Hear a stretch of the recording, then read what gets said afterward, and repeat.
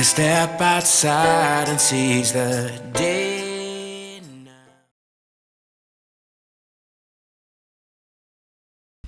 Hey guys, welcome back. So last time you saw me, we were in a different room, different outfit. So it took a little while for my results from Everly to come in, but that is a-okay. I remembered where we last ended in the video, so this is what we're doing today for the rest of the video. So I'll be going through the results with you guys and how long it took for them to get back to me. So let's get started. So it took more time than it should have because of it being the holidays. It should have arrived within 2 days of me shipping it, and I sent it off 2 Saturdays ago, and it didn't get there until I believe like last Friday. And so they got it last Friday, and it takes 2 to 4 days for them to go through your everything that you have, your like samples basically. But in between, like, I was so worried because they do give you a tracking number and you're able to track where your package is, and so it kept on saying, alert, your package might be later. And it's a blood sample, so DNA, blood, whatever, like, for source of biological media doesn't last as long as you think if it's not in a controlled environment. And so I was really worried that it wasn't gonna be good enough to be tested and I'd have to like do it again. And let me just say, pricking my fingers with those lancets was horrible. It hurt for a couple of days after. So I did not want to have to redo it. But thank goodness I didn't have to. And they were so nice. I emailed the people there trying to find out what was going on with my sample, if I needed, like, if they could keep me up to date. And they definitely did. They emailed me back and forth in a timely manner, and I was very happy with the way that they handled everything. And so I now have the test results, and I've had them for 4 days. I just didn't have time to record while I was at school. School hasn't technically started for me, but because I work in a lab and I'm a grad student, I do need to be on campus doing work. And so, doing lab work, and so I could not do that and film while I was doing that. So I'll just, again, try to post a screenshot of what I'm doing right here, and I hope that helps you guys since I'm going to be recording what's going on my screen.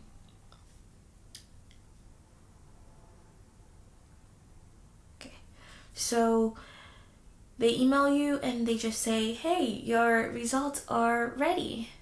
So that's great. The results are ready. I click on see my results, and then they give me the completed test, and then I again view my results. So apparently my IgG reactivity was above normal for 23 foods out of the 96 food I believe that they test. And so I guess need to start eliminating those from my diet. So they have different levels as to the highest, like, your reactivity to said like foods. So I didn't get any high reactivity for any other food, which is great. Then for moderate reactivity, I came up moderate for 5 foods, and some of them were like, they weren't surprising whatsoever because I felt bad exactly when I ate them. I just chose to eat them. But yeah, so it shows up moderate reactivity for cow's milk, egg whites, gluten, wheat, and yogurt. And when you click on like the cow's milk, for example, it shows you how high above the like average line you needed to be to get into the moderate category. So the moderate would start at 58 and I got 61. And so it says it's not just lactose. And I kind of figured that out because at one point I thought it was lactose, and then the more I switched it to a lactose-free milk and I still was feeling horrible. So I started thinking that maybe it might just be casein protein. And there's so many different proteins that your body sometimes reacts badly to that I can't just pinpoint one, but it might be the casein protein. That's what I'm going with. And so it says, it doesn't mean that you are lactose intolerant, just that you may have a sensitivity to cow's milk. And that there are a bunch of different proteins, and they're also stating that they can't tell you that you're lactose intolerant with this specific test. So if you wanted to figure out if you were lactose intolerant, you'd want to go to your doctors and get tested for that.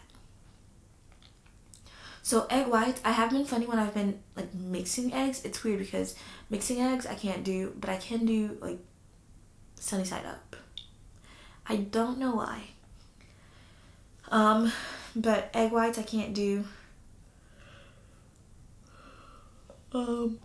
And it's because of the different proteins. I guess the egg yolk is okay with me. Gluten, I did not think that I was gonna be moderate reactive to gluten, but it shows that I am. So I'm gonna definitely be careful. And it doesn't say that I'm bad with all the gluten proteins, but it says specific ones, specifically wheat. I have a moderate reactivity to wheat. But then when you go down, I have so many other mild reactivities, and that's a class 1 foods that I can have reactions to. And so baker's yeast, black tea. I don't drink tea that often, so I would never have noticed that I couldn't drink tea. I usually just go with coffee, but it says coffee in there. So it's baker's yeast, black tea, bran, brewer's yeast, chicken, clam, coffee, crab, egg yolk, eggplant, garlic, ginger, grapefruit, mozzarella, mustard seed, oats, oregano, and rye. So I see a lot of stuff that I should probably moderate in my diet. And it says egg white here, and so it's not that bad of a reaction to egg yolk to the egg yolk, but it's still there enough that they can notice that I have reactivity to it. And then as you can see, there's a bunch of there's a cheese here, but they're saying that it's because of the casein, which, like I mentioned earlier, I thought it was because of the casein that I couldn't have milk. And then they give me normal reactivity, so all the foods that I can eat and be okay with. And most of them are healthy foods, so that means I just have to be healthy. And it's weird that before it said I couldn't have chicken, but here it says I'm okay with beef. And so I don't know how that's gonna work. It also says I'm okay with cheddar cheese. Again, don't know how it's gonna work, but I hope either I can go completely paleo and just take out some of the stuff, or I've been thinking of going vegan just to be at a healthier mindset, but I don't know if I'm actually gonna go vegan. Don't hold me to that. I am not 100% sure. So yeah. Oh look, I can eat cottage cheese and codfish. Maybe I'll go paleo. We'll see. And I have done these 2 diets before anybody goes hating on me. I have done these 2 diets before, so I know how they react with me. I'm not telling anybody to do what I do. I'm just saying that this is what I know goes well with me. I don't know if you can hear that, but Bo decided to vacuum. So yeah, I think this gives me a pretty good idea of what I can and can't eat.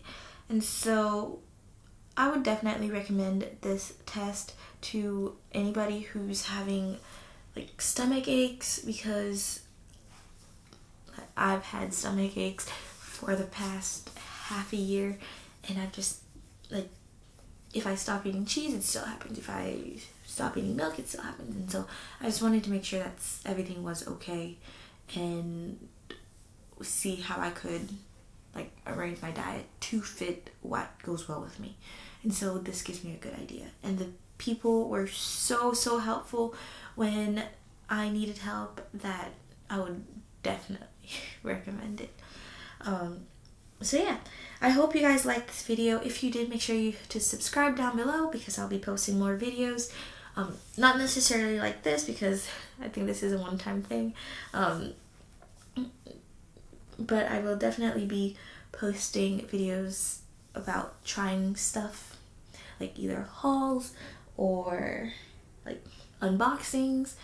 So yeah, make sure you subscribe, hit that notification bell so that you can be the first one to know exactly when I post, and join my fam. I don't know if I have a fam yet, but we shall see. Alright, bye guys.